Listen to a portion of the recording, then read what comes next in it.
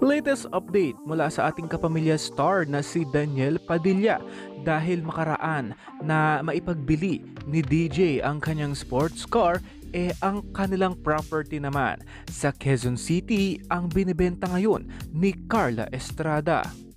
Ayon naman sa isang source, nawalan ng 4 na endorsement itong si Daniel Padilla matapos ang mga aligasyon, ang mga issues tungkol sa hiwalayan at breakup nila ni Catherine Bernardo.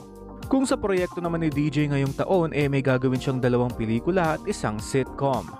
Kaya naman narito mga detalye sa iminibentang 50 million na bahay nila ni Carla Estrada.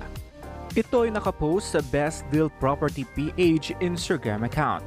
Elegant Owners Built House for Sale. Ito ay located near Commonwealth, Quezon City.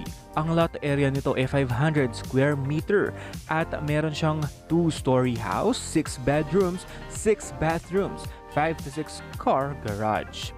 Mga other house features ay spacious living area, may dining area, main kitchen, porch, lanai, grand staircase, master bedroom, walk-in closet, breakfast nook, auxiliary kitchen, laundry and service area, electric room, storage room, balcony, maids and driver's room.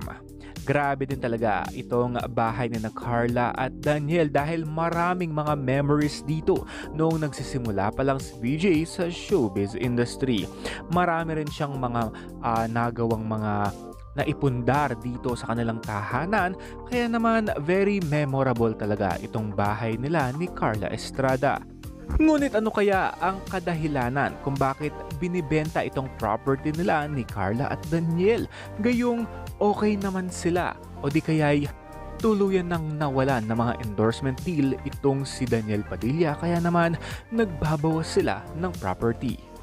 Kung tutuusin talaga, dumagundong ang buong sambayanan at mga showbiz industry na kung saan tuluyan na ngang naghiwalay at nagsalita na sina Catherine at PJ sa kanilang relasyon dahil pinutol na nga nila ito. Kaya naman mas maraming kawalan itong si Daniel sa kanyang opportunity sa showbiz dahil nakikisimpatya ang lahat kay Catherine Bernardo. Hanggang ngayon, wala pa rin nagsasalita sa kanilang dalawa. Wala pa rin silang interviews sa mga nangyayari sa kanilang relasyon at kung mga aligasyon na hanggang ngayon nag-i-spread pa rin online, hindi pa rin maklaro-klaro dahil hindi pa rin talaga sila nagsasalita.